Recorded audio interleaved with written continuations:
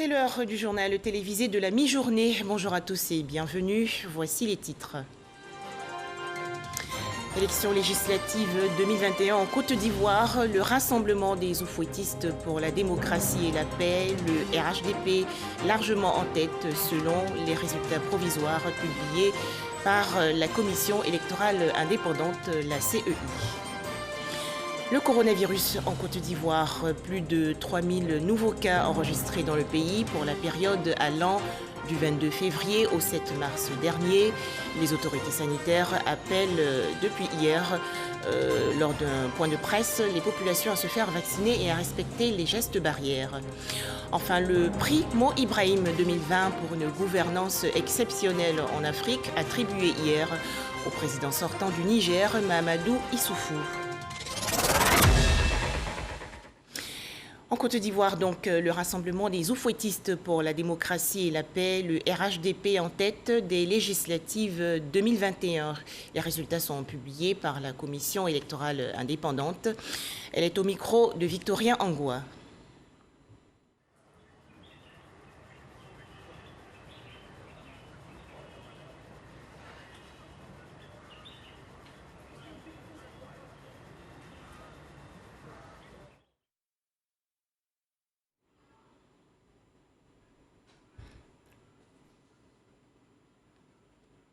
Voilà, nous retrouvons Victorien Angoua pour les derniers résultats concernant la législative 2021 en Côte d'Ivoire. Nous sommes bien entendu ici au siège en direct sur notre plateau avec le porte-parole de la CEI, Émile Broutier. Il est venu nous donner les 3 derniers résultats de ce scrutin. Nous l'écoutons.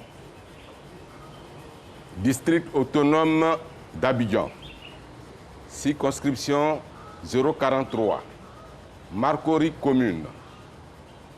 Population électorale 97 651. Votants 18 352. Taux de participation 18,79%. Bulletin nul 356. Bulletin blanc 106. Suffrage exprimé 17 996 ont obtenu pour APLM, Agir pour un lendemain meilleur, 160, soit 0,89%. RHDP, la Côte d'Ivoire solidaire, 7 737, soit 42,99%. Pour le FPI, pour la renaissance de la Côte d'Ivoire, 619, soit 3,44%. Pour LCEP, le changement est possible, 81, soit 0,45%. Pour le PDCI RDA, Union pour réconcilier les Ivoiriens, 9 292, soit 51,63%.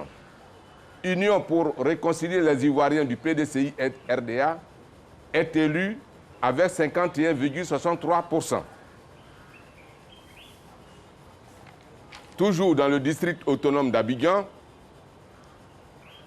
circonscription numéro 047, Yopougon commune. Population électorale 489 876. Votants 90 978. Taux de participation 18,57%.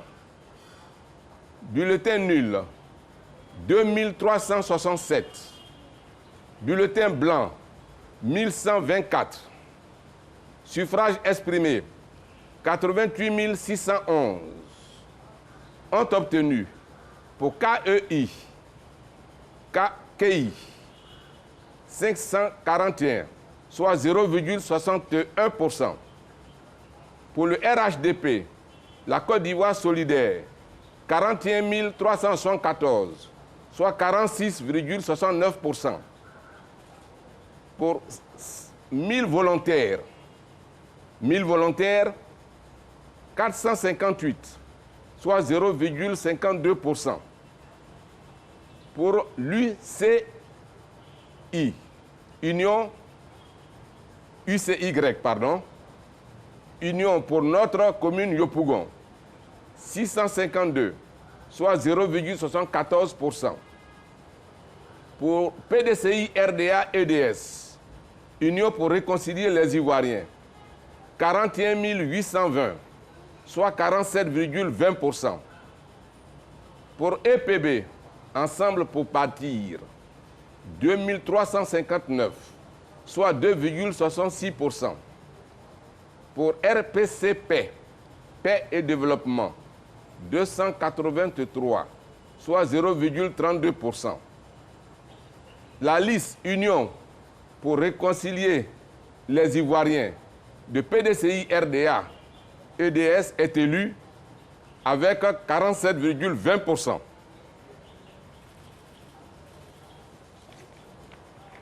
Enfin,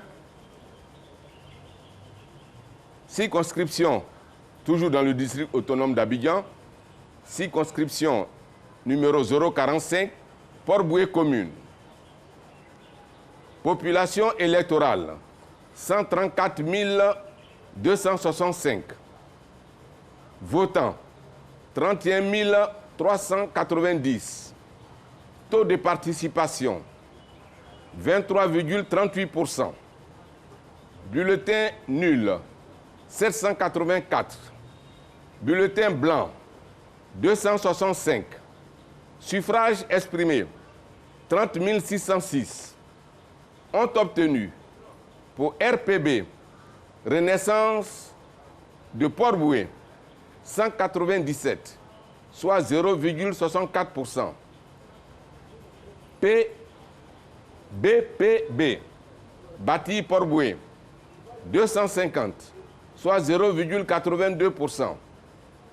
RPCP, Paix, Fraternité, Justice, 129, soit 0,42%. NEPB, Nouvelle Espérance pour Port-Boué, 245, soit 0,80%. Réel CI, Réseau des électeurs libres, 86, soit 0,28%. Solidarité Action Progrès, qui cautionne et qui parraine la liste Solidarité Action Progrès, 87, soit 0,28%. UN, Vision Nouvelle, 289, soit 0,94%. CING, Côte d'Ivoire Nouvelle Génération, 83, soit 0,27%. NVPS, Nouvelle Vision de Port-Boué, 64, soit 0,21%. FPI, pour la renaissance de la Côte d'Ivoire, 224, soit 0,73%. RHDP, la Côte d'Ivoire solidaire, la Côte d'Ivoire solidaire, 13 698, soit 44,76%. PDCI RDA, Union pour réconcilier les Ivoiriens, 14 959, soit 48,88%. CDI, 30, soit 0,10%. Est élu Union pour réconcilier les Ivoiriens du PDCI RDA avec 48,88%.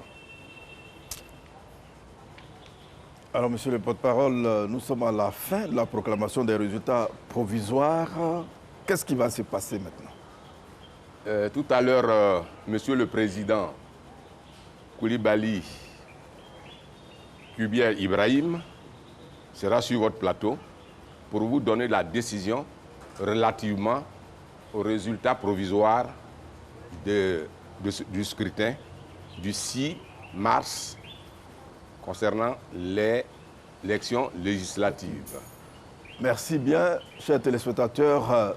Tout à l'heure, après certainement le journal, nous allons recevoir le président de la CEI qui va faire le point global et, comme le porte-parole l'a dit, présenter la décision de ces législatives du 6 mars 2021. À tout à l'heure. Voilà, les résultats provisoires des législatives du 6 mars dernier. Le Rassemblement des oufouettistes pour la démocratie et la paix en pôle position. Les explications de Alexis Ouedraogo. Circonscription 046, Trècheville commune. Depuis samedi soir, la commission électorale indépendante dévoile les résultats provisoires des législatives. La liste est connue. Un scrutin qui, pour la première fois depuis 10 ans, a réuni les principaux acteurs de la scène politique ivoirienne. Si ces élections se sont déroulées dans le calme, l'abstention est relevée.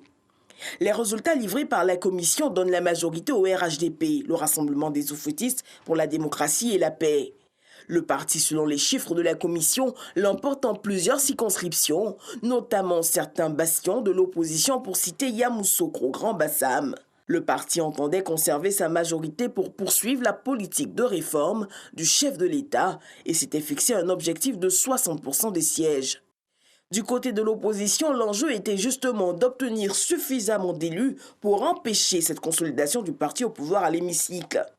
En plusieurs zones, l'opposition prend les rênes, notamment à Dabakala où l'ancien ministre Jean-Louis Billon, figure du PDC, il l'emporte.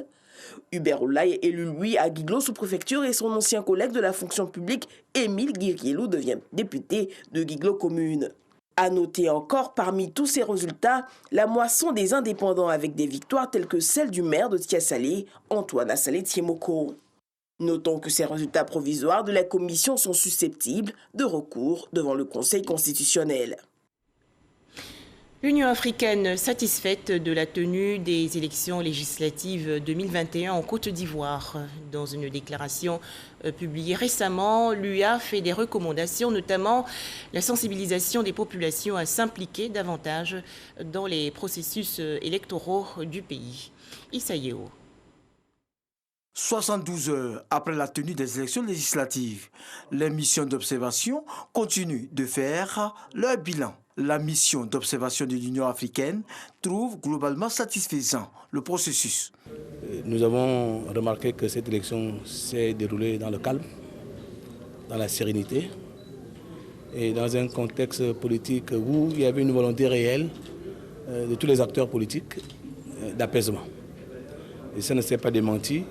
Donc le 6 mars, les élections se sont globalement bien passées.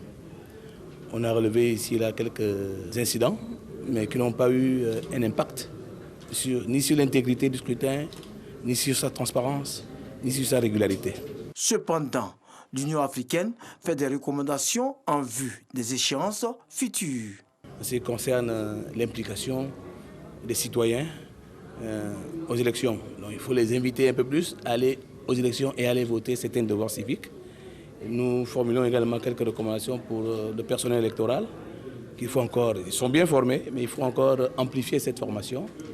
Et nous souhaitons également que la République de Côte d'Ivoire consolide cette volonté de pacification, de démocratie.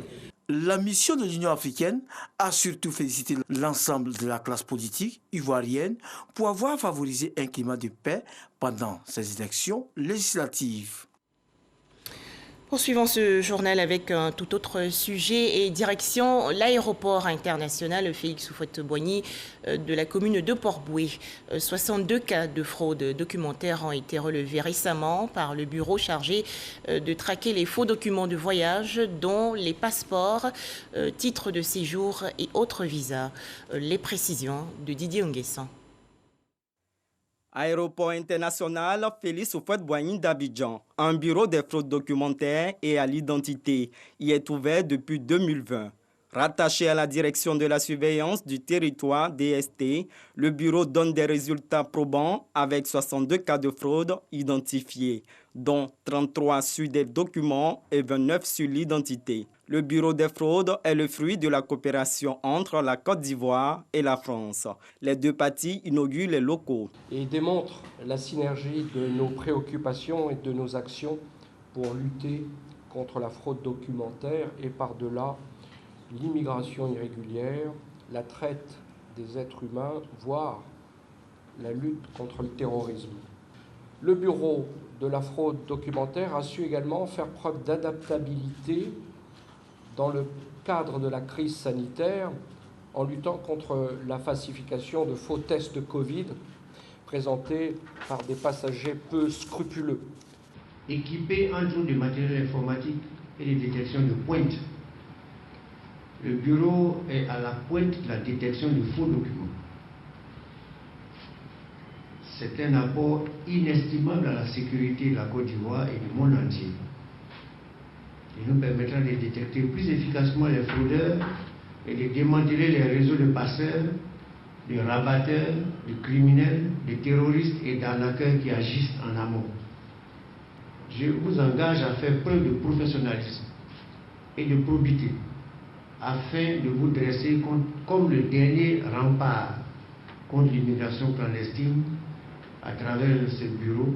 Selon le chef du bureau, Koné Dosongui, 4 types d'infractions sont les plus courantes: la contrefaçon, la falsification, l'usurpation et l'obtention indue de documents. L'ambassadeur de la France en Côte d'Ivoire a remis au ministre Vagondo Diomandé un véhicule pour la mobilité des agents du bureau.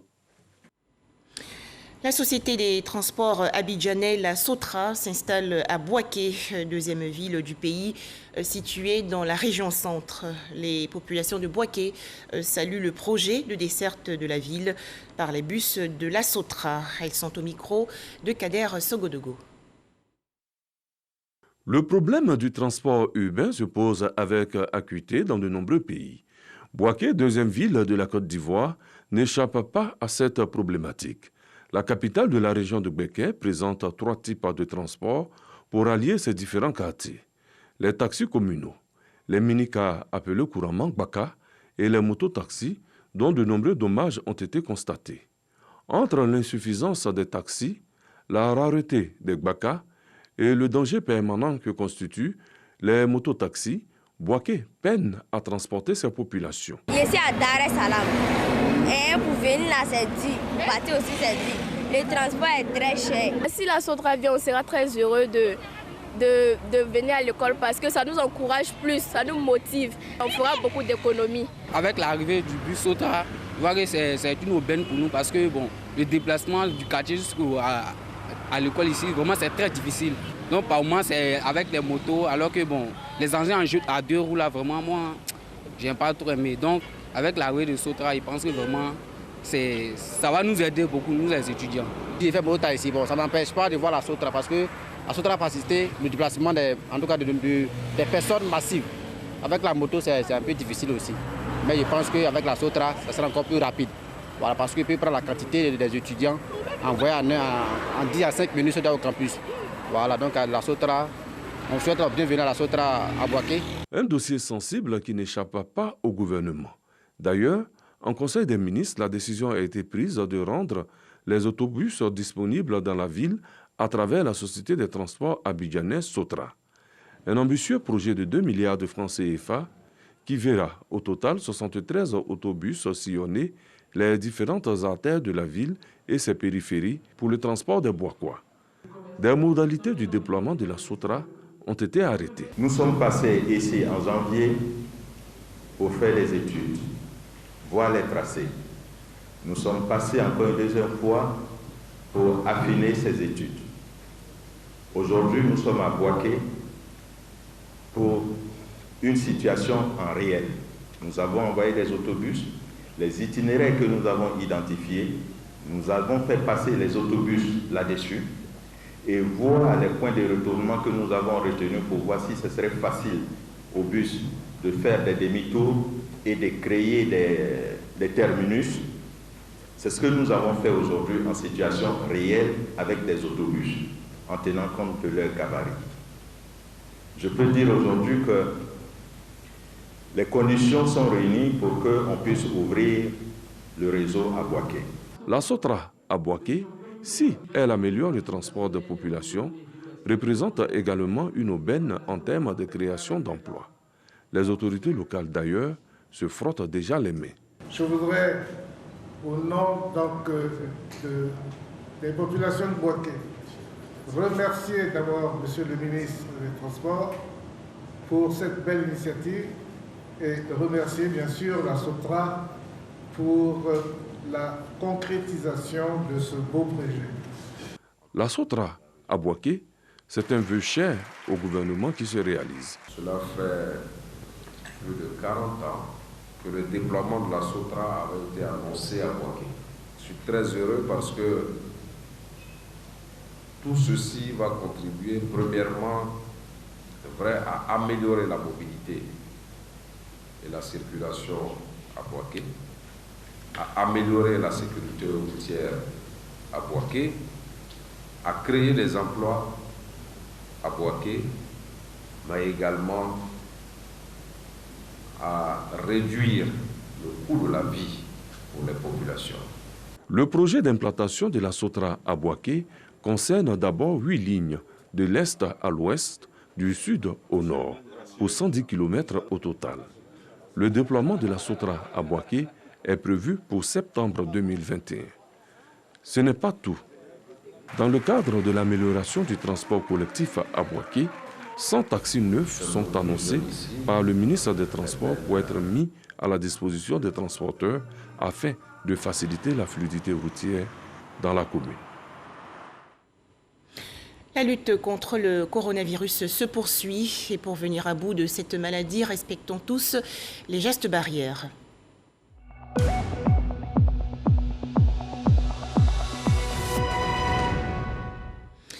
En Côte d'Ivoire, 144 nouveaux cas de coronavirus enregistrés hier par le ministère de la Santé et de l'Hygiène publique. Le pays comptabilise actuellement 35 331 cas confirmés de coronavirus, 32 800 personnes guéries, 204 décès et 2327 cas actifs.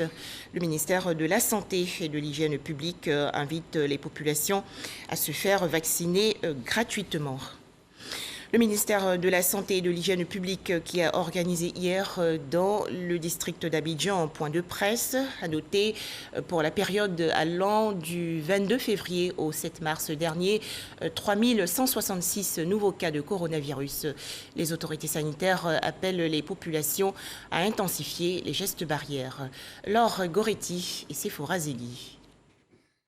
Pour la période du 22 février au dimanche 7 mars, le ministère de la Santé et de l'Hygiène publique note une augmentation significative du nombre de nouveaux cas. La Côte d'Ivoire enregistrait, relativement à la pandémie à coronavirus, 3166 nouveaux cas de Covid-19 sur 37 471 tests analysés, soit 8,44% de l'échantillon. 2312 nouvelles guérisons. Le taux de guérison était alors de 93,62%. 16 décès malheureusement ont été notifiés. Avec un nombre cumulé de 202 décès, la létalité ou taux de décès était de 0,58%. 2277 cas actifs. Depuis le 11 mars 2020, soit un an après, au total, 35 187 cas de COVID-19 diagnostiqués sur 442 583 échantillons, soit 7,95% des cas testés, dont 32 708 déclarés guéris. Cette quinzaine a été marquée par la campagne de vaccination contre la COVID-19 le 1er mars dernier. Le ministre de la Santé et de l'Hygiène publique, le Dr Eugène Akawele, tout en appréciant les efforts accomplis par tous les acteurs de la riposte, dont les professionnels de la santé, invite à la prudence et à la vigilance. Il encourage par ailleurs vivement aussi les populations, en particulier la cible concernée par cette première vague de la campagne de vaccination, dont les personnels de santé, les forces de défense et de sécurité, les enseignants à y adhérer. À ce 142e point presse gouvernemental, le commissaire Charlemagne Bleu a mis l'accent sur la sensibilisation au respect des mesures sécuritaires et sanitaires mises en place dans les établissements publics et aux frontières. Cela fait aujourd'hui 8 jours que nos forces de défense et de sécurité, à tour de rôle, chacun selon son programme, passent pour se faire vacciner. Face au relâchement des mesures, le gouvernement rappelle que la maladie sévit toujours et attire l'attention des populations sur l'importance de la vaccination. La Croix-Rouge fortement inquiète. Selon cette organisation humanitaire, des millions de migrants sont aujourd'hui exclus des programmes de vaccination contre le coronavirus. À Genève, en Suisse, la Croix-Rouge rappelle que le virus va continuer de circuler si tout le monde n'est pas vacciné, peu importe qu'il ait des papiers ou non. Le coronavirus, toujours d'actualité, et nous recevons sur ce plateau le directeur général de la santé, le professeur Mamadou Samba. Merci d'être avec nous aujourd'hui, professeur. Merci, madame. En Côte d'Ivoire, la vaccination contre le coronavirus ouverte au grand public depuis le 1er mars dernier. Le processus de vaccination entre dans sa phase 2. Professeur, quelles sont donc les personnes ciblées ? Merci, madame. Pour la vaccination a commencé depuis le 1er mars jusqu'au 6 mars. Nous avons eu une première cible qui était les forces de défense et de sécurité, les personnels de santé et les enseignants. Tout à fait. Et M. le ministre de la Santé et de l'Hygiène publique a décidé d'ouvrir cette seconde phase à d'autres populations, à savoir les 50 ans et plus et les porteurs de maladies chroniques. Ça veut dire qu'aujourd'hui, nous avons à la fois les cibles de la première phase et les cibles de la seconde phase. Oui. S'agit-il du même vaccin AstraZeneca ou un autre vaccin sera-t-il? Bien sûr, c'est le même vaccin. Nous avons reçu 500 000 doses. Ce sont les vaccins que nous allons utiliser jusqu'à la fin de notre campagne pour le moment. Le vaccin est-il toujours administré sur la base du volontariat? Oui, la vaccination en Côte d'Ivoire n'est pas obligatoire. Elle est volontaire et elle est gratuite. Mais madame, elle est fortement recommandée. Alors, pouvez-vous nous rappeler les lieux ou centres de vaccination prévus à cet effet? Nous avons commencé la vaccination au niveau du vaccinodrome qui est au niveau du parc d'export de Trècheville. Cette semaine, de nombreux autres sites vont s'ouvrir, notamment les différents CHU. Nous avons commencé au CHU de Cocody et aussi au niveau des différentes antennes de l'NHP à Bobo, Port-Boué et Yopougon. Et également dans les districts sanitaires d'Abidjan, à savoir à Bobo, à Yopougon, à Djamé Plateau, Trècheville, Makori, Port-Boué et Koumansi. Dans toutes ces communes, nous aurons un site de vaccination qui est logé dans le district sanitaire ou à l'hôpital général. Professeur, plus de 32 000 cas confirmés de coronavirus en Côte d'Ivoire. La première campagne de vaccination ouverte le 1er mars dernier a-t-elle suscité un engouement? Approximativement, combien de personnes se sont faites vacciner? Dans la première semaine, c'est-à-dire du 1er mars au 6 mars, qui était exclusivement consacré au personnel de santé, forces de défense et de sécurité et les enseignants, nous avons vacciné 2058 personnes. Et hier, 8 mars, nous avons vacciné 906 personnes, car nous avons multiplié les sites de vaccination. Je voudrais également noter que les forces de défense et de sécurité auront leur propre site de vaccination au sein des casernes et de leurs hôpitaux. De faux vaccins contre le coronavirus vendus à moindre coût circuleraient actuellement sur le continent africain. L'Afrique de l'Ouest serait visée par les trafiquants et contrebandiers. La Côte d'Ivoire devrait-elle s'inquiéter de cette situation? Le ministère de la Santé et de l'Hygiène publique a-t-il pris des mesures pour empêcher ce fléau? Nous ne devons pas être inquiétés par ce faux trafic. Pourquoi? Parce que la Côte d'Ivoire a fait le choix des vaccins sûrs et préqualifiés par l'OMS dans un mécanisme que nous maîtrisons entièrement, que le mécanisme COVAX. Donc seront disponibles en Côte d'Ivoire que des produits préqualifiés par l'OMS et dont nous maîtrisons totalement la chaîne de la fabrication jusqu'à l'aéroport d'Abidjan. Merci à vous, professeur Mamadou Samba. Je rappelle que vous êtes le directeur général de la santé. Nous avons parlé avec vous de la seconde phase de vaccination contre le coronavirus en Côte d'Ivoire. C'est moi qui vous remercie. Enfin, le prix Mo Ibrahim 2020 attribué pour la première fois à un dirigeant d'Afrique francophone. Le président sortant du Niger, Mahamadou Issoufou, a remporté hier ce prix. Objectif, récompenser une gouvernance exceptionnelle en Afrique. Rappelons que la commission électorale indépendante vient de donner les résultats provisoires des élections législatives du 6 mars dernier. Les 3 dernières circonscriptions, notamment Yopougon, Marcory et Port-Boué, ont été remportées par l'opposition. Le Rassemblement des oufouettistes pour la démocratie et la paix, le RHDP, reste majoritaire des sièges proclamés. Et c'est la fin de cette édition. Merci d'être resté en notre compagnie.